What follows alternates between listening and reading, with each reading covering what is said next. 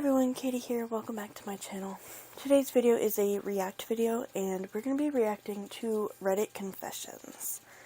So, this is part 2. I've done part 1 in the past, so if you want to go check that out, I'll put it up here somewhere. But we're going to do 10 confessions from Reddit. Okay, first one is, I wish I never had kids. I love my kids, but I'm mentally exhausted wondering if I'm doing the best for my kids. If I said or did the right thing, or if I reacted correctly for each scenario. I go to bed just analyzing everything I did wrong, and I just feel like I'm not good enough of a parent. I want to enjoy these fleeting moments while my children are young, but I'm having a hard time to stay in the moment. I just wish I knew how much work goes into raising children. I had a wonderful childhood, and my mom made parenting look easy, so I had my kids in my early 20s without a second thought. I'm constantly comparing myself to my own mother. I always feel as if I'm falling short as a parent. I feel like a lot of times our anxiety, and everybody feels anxiety. Even if, you don't have anxiety, you feel anxiety. A lot of the times our anxiety tells us that we're doing things wrong or we're not good enough.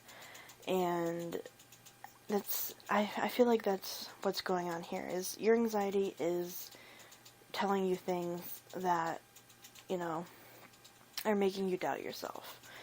And my thing is if you're trying and you're putting in the effort, then I guarantee your kids are doing just fine. There are a lot of parents that don't even, give a crap about their kids, that, couldn't care less about them. So if you're even, trying, you're a better parent than a lot of people, because a lot of people don't care about their kids. And I'm not saying all people, but there are a large portion of parents that just don't care about their kids. Whether they still have custody of them or not, or whatever, there are parents out there that are horrible to their kids. So, if you're trying and you're doing your best, then I guarantee you're a better mom than what your anxiety is telling you. My favorite thing to do when I was a kid was to call 911. I never called them for no reason. I was too good of a kid for that. But if anyone had an emergency, I would make it my priority to be the one that called 911. Someone is having a heart attack, let me call 911. Most of the time it worked, but when I was 6, I was watching a TV show I loved. Since I loved it so much, I had the TV up really high. I was in my bedroom, my grandma ate an edible by accident, and needed me to call 911 for her. I didn't hear her, so she did it herself. On the way to the hospital, I cried because I wasn't the one who called 911. I was really obsessed with being the one to call 911. I'm sorry, that's pretty funny. That's pretty funny. You cried because you weren't the one. You were 6, so, it makes sense to cry about stuff like that when you're 6. That's funny. I admitted to my cousin that I subbed to her OnlyFans.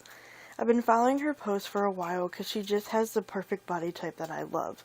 I couldn't keep it secret any longer in the hopes I could get to see more of her. Oh my god. Dude. I really hope that's fake. Dude. No. I made two kids day and purposely disappointed a third kid.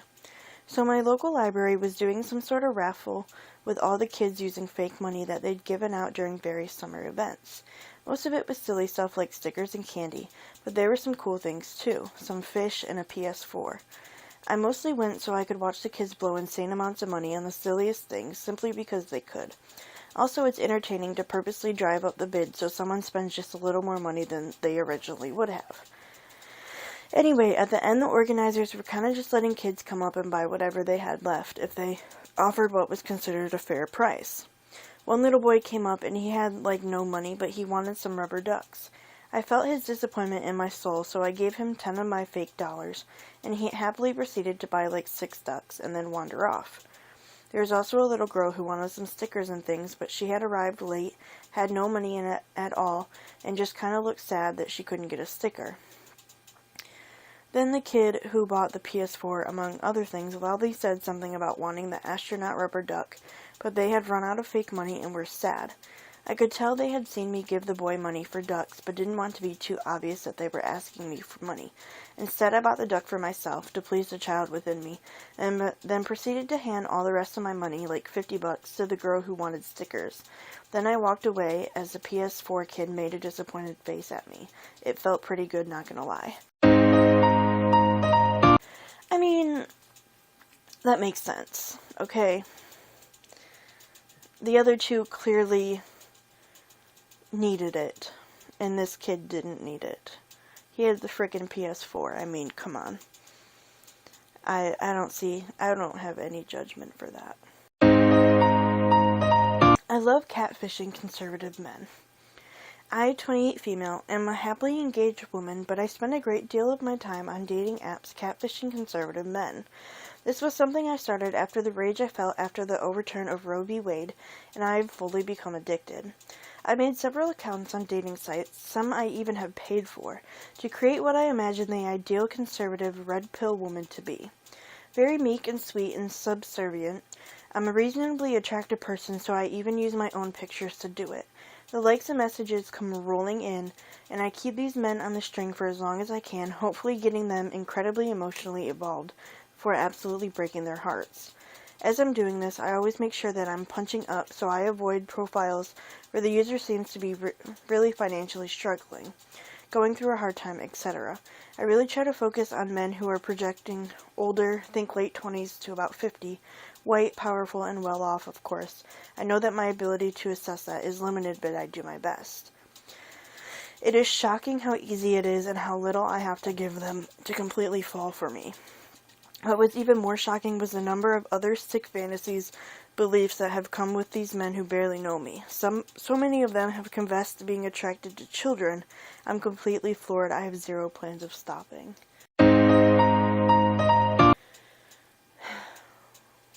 Where is the award?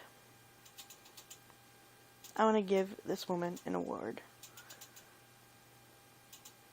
For the fact that these guys have said that they're attracted to children, gross. Gross. But this woman deserves a medal. I almost got SA'd by my girlfriend's father. Says English is not my first language, sorry for any grammar errors. It was the middle of a normal day at school, 10th grade. I had just gotten a new girlfriend. We had plans to hang out and go to the movies. Things happened, so we missed the movie, but I went over to her house and met her parents and siblings. At first glance, her father looked like a creepy guy, but he was very generous and just overall a nice guy. As for her mom, she was a very beautiful and peaceful woman. We ate dinner, and her father gave me that interrogation all boyfriends go through with the dad. It went pretty smooth, although he didn't like that I played lacrosse at the time, and he thought it was a pussy sport. After that, I had gotten a text message from my mother saying that we had plans early in the morning the next day, so I had to be home soon. A week goes by, and I'm back at her house. We were in her bedroom like before, but her siblings were there, which seemed very odd, because I knew from the beginning her siblings didn't like me just from the attitude they gave me when I introduced myself to them. My girlfriend tried to drag them out, but as soon as we got 5 minutes of alone time, they barged right back in. Eventually, her father came in the room and scolded the others, telling them something along the lines of, "If you don't leave them alone, you're going straight to bed." After they left, he stayed in the room, which we both found very annoying as we couldn't get some alone time. She kept telling him to leave, but he played it off as if the kids were to barge in again, he would kick them out. They never did. My girlfriend went to the bathroom or somewhere else, which left him and I alone in her room. We kept getting closer and closer, and he kept getting closer and closer and eventually started touching me in places like my back, my thighs, and even my throat. After telling him I was uncomfortable with him touching me like that, he backed off, but then put his hands on my chest. Then he started to drag his hand down my chest, then my stomach, and then my waist. He started to get a little aggressive and even put a hand on my ass. He said something like, "Come on, don't you want to have some alone time with me too?" I pushed him off and ran out of the house and into my car. About 2 months later, I saw on the news that he had been arrested for breaking and entering in a home and raping someone that went to our school. Holy crap. You dodged a bullet by getting out of there.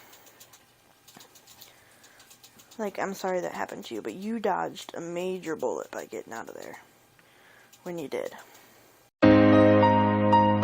Am I a bad friend? Recently, my best friend finally confessed her feelings to a boy she likes, and he returned her feelings. Although I have given her all the support and encouragement throughout this process, I can't help but feel hurt by this. Let me explain. A couple of years ago, I moved to a small town and met the boy. Let's call him S. S was really kind to me, and we ended up becoming friends. I quickly developed a crush on S and tried my best to hide my feelings, but soon enough my friends figured out I liked him and would constantly tease S and me whenever we were together. S is not an idiot, and he quickly realized I also had a crush on him, but this wasn't the fairy tale moment where he confesses his feelings for me and we live happily ever after. In fact, it ruined our friendship. S started to avoid me, and whenever we talked, it would become awkward. This really hurt, and I couldn't help but feel like something was wrong with me. I mean, was I that bad of a person that the thought of me liking him disturbed him that much? He's a really nice person, so he was never mean, he was just more distant. Even though I knew it was over, I still hung on to the crush until this last year, and I finally let him go. Soon after, I met this girl at a summer camp, and we became fast friends. We had the same interests and the same sense of humor. I knew almost from the get-go that she liked S, and at first I didn't mind. I was over him, and this was another way for me to move on. The closer they got and the more serious it got, the more it stung. When she confessed to him and he said he liked her back, it brought back those feelings of not being good enough, and I couldn't help but wonder what my friend had that I lacked. I know that what I'm feeling is jealousy that my friend was able to get the guy I couldn't have, and believe me, I am happy for her. She deserves this, and they look so cute and amazing together, but deep down it hurts. My friends don't know that I used to have a crush on S, or my friend doesn't know that I used to have a crush on S, and I don't think I will ever tell her. I'm mostly worried that S might mention something to her, and I really don't want to lose her as a friend. I can't help but feel like I am a terrible friend, or feeling like this, and I don't know what to do. So I just want to say the first half of your story sounds exactly like what happened to me in middle school. But I thankfully never had to watch one of my friends be with this guy. But I don't think you're a bad person for feeling that way. I feel like you should probably be honest with your new friend. Maybe. And be like, just a heads up if S mentions anything. I used to have a crush on him, but I'm over it now. Just something like that. Just, I don't want you to be blindsided if something ever comes up. Just something like that. So, your friend isn't completely, in, or out of the loop, since everybody else, around you knows. I would say, tell her. But no, I don't think you're a bad friend. Okay, next one is called Shame. This is dead serious. I like Wattpad-style books. They're actually published books, but I'm sure you know what I mean. I'm ashamed and wonder why I can't enjoy books with original, intricate storylines. I love the werewolf alpha, the bully to lover, the mafia rivalries, the brother's best friend, the love triangles, all of it. I can't help it. I wish I could share it with the world, but that possibility seems faint. It shows too much of me. I can't let people see that side of me. Literally, aren't all books, you literally just named off book tropes. I like me a good best friend's brother, brother's best friend, that kind of thing. The mafia thing, the werewolf thing. The only one that I can't get into is the bully to lover thing, because I just can't get into that. But I don't think, I mean, you're really just describing, like, books. I mean, books that everybody reads, really, like, Wattpad style books. I mean, I used to write on Wattpad, so, I mean, I don't know. But, like, I don't think that's something to be ashamed of. You're just reading books, basically. My neighbor is a MILF, and she is into me, I think. So my neighbors are a family, like one dad and 2 kids, and the mom is very hot. Like, I live with my family, I am 18, and every time we go out or I go take the car, she always looks at me smiling. And I know what you were thinking, she's just polite. But I have a brother, and she never even looks at him. She has come and asked our family to eat dinner with theirs many times. We have not had time or anything like that. One time I was going to the kitchen to take a glass of water. I was naked because no one was home, and when I look to the side through the window, I can see her looking at me, and right when I look, she looks away. I got embarrassed and went to my room, but is it weird? I mean, she has a man and 2 very young kids, and still she does this. What should I do? I mean, I would feel pretty shocked if I was walking by my window and looked out and saw my neighbor naked. I mean, I would kind of be like, oh God, what did I just see? I don't know, I think maybe you're looking too much into it.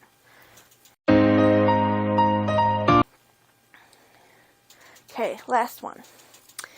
2 of my best friends are in a relationship, and I feel that they don't want to be with me anymore. My 2 best friends, let's hide their names by Angel and Brad. First off, let's talk about Angel. Angel was one of my closest friends. Like, I would talk to her every day about stuff I don't talk to other people about. We could talk for hours and hours on end and would never get bored. We laugh, cry, and the same time play games. Enter Brad. Brad was also one of my closest friends. He always invited me to play games with him, and we would have a fun time. At the same time, me, Brad, and Angel always played League. We would laugh and get mad at the same time while playing, though. It wasn't limited League only. But now it all changed when Angel confessed to Brad that she had feelings for him. Though I didn't know that time she confessed, but Brad had accepted those feelings of hers, and now they're in a relationship. Now that they are in a relationship, they would always play together, leaving me out. I don't know, I'm not bitter about them having a relationship, it just hurts that I feel kind of left out. It hurts me that they would only invite me if they saw me online, and never send me an invite pre-game. Am I the one who's wrong here? Am I bitter for that? I guess the right thing to do would be to let them be and be there for them. I don't know, man, it hurts when you lose 2 of your best friends. I think you should possibly say something, because maybe they just don't realize they're doing it. Or maybe they don't want you to feel awkward, like a third wheel. I would just tell them, like, hey, like, I understand that sometimes you guys want to, like, play alone and, you know, all that, but it would be nice, you know, if once in a while you guys thought to, like, include me, even if I'm not online. I think that would probably be the best way to do things. But yeah, those are the Reddit confessions for this video. Thank you guys so much for watching, and I will see you in the next one. Bye.